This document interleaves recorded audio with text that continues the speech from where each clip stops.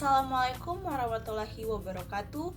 Shalom, Om Swastiastu, Namo Buddhaya, dan salam kebajikan untuk kita semua. Perkenalkan, saya Liza Salsa Salindeho, dan pada saat ini saya akan menjelaskan mengenai salah satu materi perkuliahan, yaitu penyelidikan, penyidikan, pra-peradilan, dan penuntutan sebagai tugas untuk ujian tengah semester mata kuliah PLKH 4 Litigasi Pidana kelas C.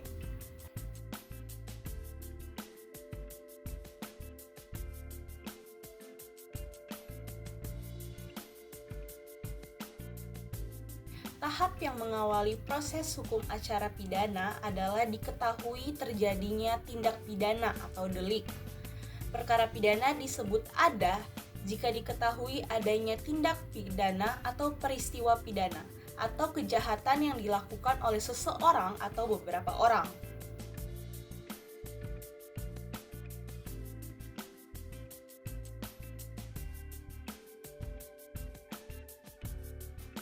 Berbeda dengan perkara perdata, di mana inisiatif untuk mengajukan perkara diambil oleh orang-orang yang merasa dirugikan, maka dalam perkara pidana, inisiatif untuk mengajukan perkara pidana itu diambil oleh negara.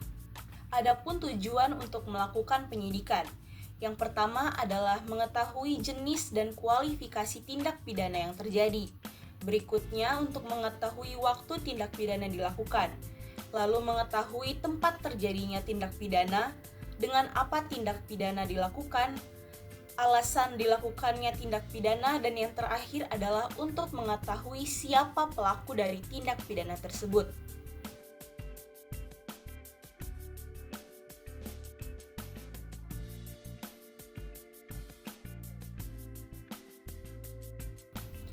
Penyidikan juga dapat dihentikan dengan beberapa alasan, yaitu yang pertama, tidak diperoleh bukti yang cukup. Yang kedua, peristiwa yang disangkakan bukan merupakan tindak pidana. Dan yang ketiga adalah penghentian penyidikan demi hukum.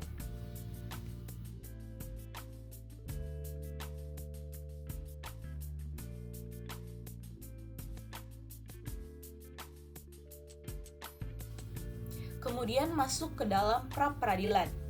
Pra-peradilan membawa pengawasan tertentu dari cara bekerja pejabat pelaksana undang-undang serta kemungkinan untuk memberikan rehabilitasi dan ganti kerugian. Kehadiran lembaga pra-peradilan memberikan peringatan sebagai berikut. Yang pertama, agar supaya penegak hukum harus lebih berhati-hati dalam melakukan tindakan hukumnya. Setiap tindakan hukum harus didasarkan kepada ketentuan hukum yang berlaku. Dalam artian dia harus mampu menahan serta menjauhkan diri dari tindakan kesewenang-wenangan.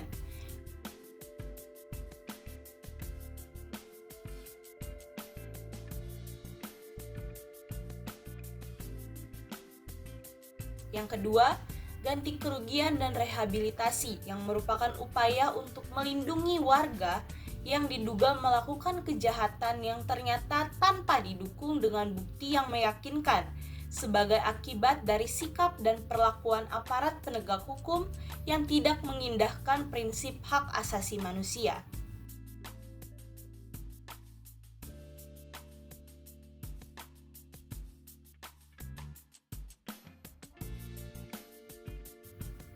Yang ketiga, hakim dalam menentukan ganti kerugian harus memperhatikan dan mempertimbangkan orang yang dirugikan maupun dari sudut kemampuan finansial pemerintah dalam memenuhi dan melaksanakan keputusan hakim.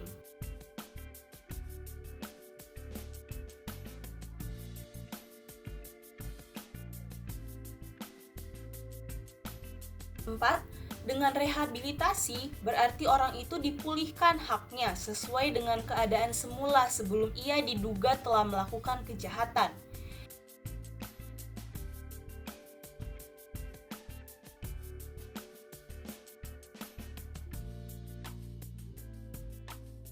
Yang kelima, kejujuran yang menjiwai KUHAP harus diimbangi dengan integritas dan dedikasi dari aparat penegak hukum, karena tanpa adanya keseimbangan itu, maka semuanya akan sia-sia belaka.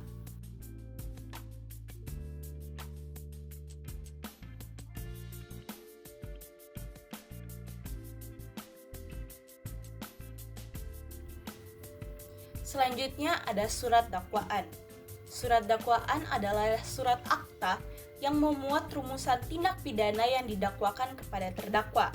Perumusan mana ditarik dan disimpulkan dari hasil pemeriksaan dan penyidikan, dihubungkan dengan unsur delik pasal tindak pidana yang dilanggar dan didakwakan kepada terdakwa, dan surat dakwaan ini menjadi dasar pemeriksaan bagi hakim untuk di pengadilan nanti.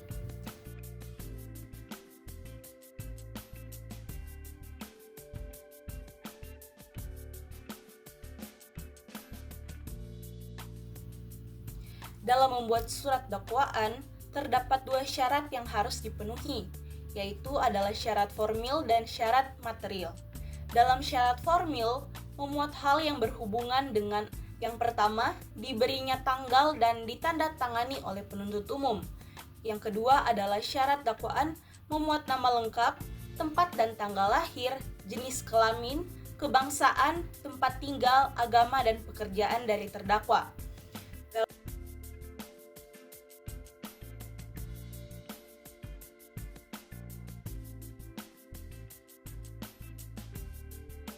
Dalam syarat material, terdapat 2 unsur yang penting, yaitu yang pertama, surat dakwaan memuat uraian secara cermat, jelas, dan lengkap mengenai tindak pidana yang didakwakan.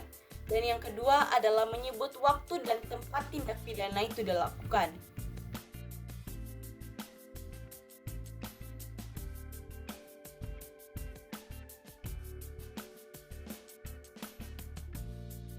Dalam praktik hukum, dikenal beberapa bentuk surat dakwaan.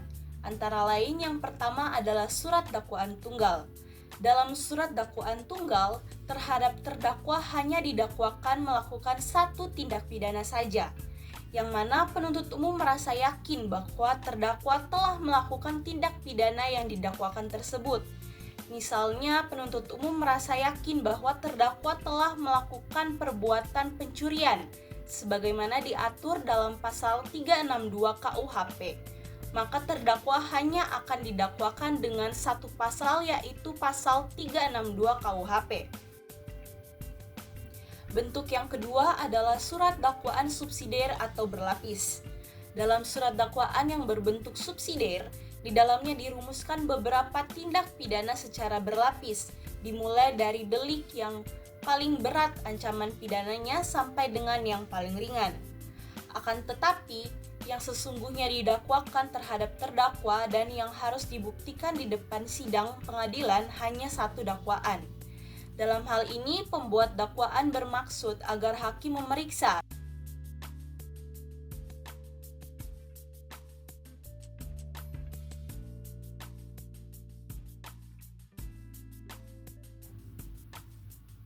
Bentuk surat dakwaan yang ketiga adalah surat dakwaan alternatif. Dalam surat dakwaan yang berbentuk alternatif, rumusannya mirip dengan bentuk surat dakwaan subsidiar, yaitu yang didakwakan adalah beberapa delik, tetapi sesungguhnya dakwaan yang dituju dan yang harus dibuktikan hanya satu tindak pidana atau satu pasal saja. Jadi terserah kepada penuntut umum tindakan mana yang dinilai telah berhasil dibuktikan di depan pengadilan tanpa terkait pada urutan dari tindak pidana yang didakwakan. Sering terjadi penuntut umum mendapatkan suatu kasus tindak pidana yang sulit untuk ditentukan salah satu pasal di antara 2 atau 3 pasal yang saling berkaitan unsurnya. Karena tindak pidana itu unsure yang menimbulkan keraguan bagi penuntut umum untuk menentukan di antara 2 pasal atau lebih atas satu tindak pidana.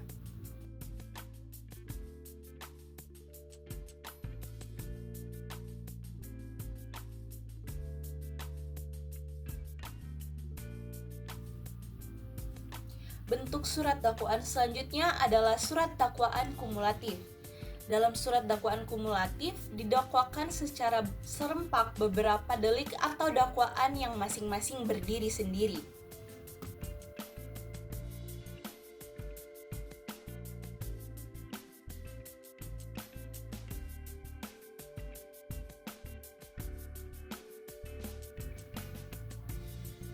Dan yang terakhir adalah bentuk surat dakwaan kombinasi.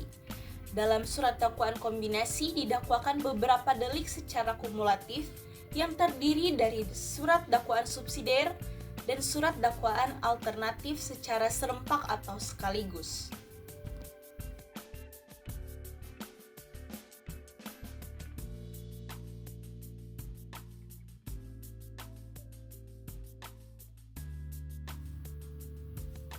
Untuk seluruh proses dalam peradilan tersebut, terdapat landasan kekuasaan peradilan, yaitu yang pertama adalah landasan konstitusi. Di dalamnya ada Undang-Undang Dasar 1945, Undang-Undang Nomor 19 Tahun 1964, Undang-Undang Nomor 14 Tahun 1970, Undang-Undang Nomor 48 Tahun 2009. Dan yang kedua adalah landasan filosofis, yaitu Pancasila.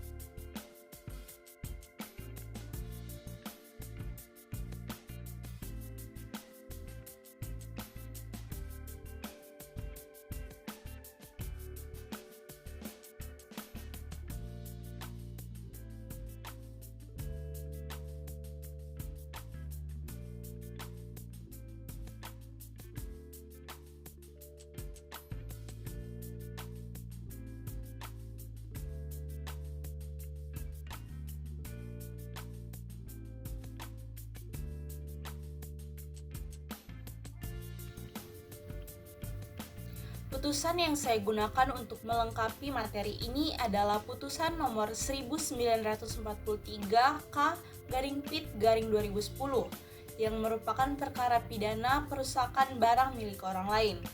Kasus ini terjadi ketika terdakwa mencopot dan merusak papan nama Yayasan Muhammad Taha STIE Umel dengan menggunakan martil dan linggis, selalu membawa papan nama tersebut tanpa izin dari pemiliknya. Akibat dari perbuatan tersebut, papan nama menjadi rusak dan tidak dapat digunakan lagi. Dalam perkara ini, penuntut umum menggunakan dakwaan tunggal dalam menyusun dakwaannya, yaitu dengan menggunakan pasal 406 ayat 1 KUHP tentang tindak pidana perusakan barang milik orang lain. Penuntut umum menyatakan bahwa terdakwa dengan sengaja dan melawan hukum telah merusak barang orang lain berupa papan nama yayasan.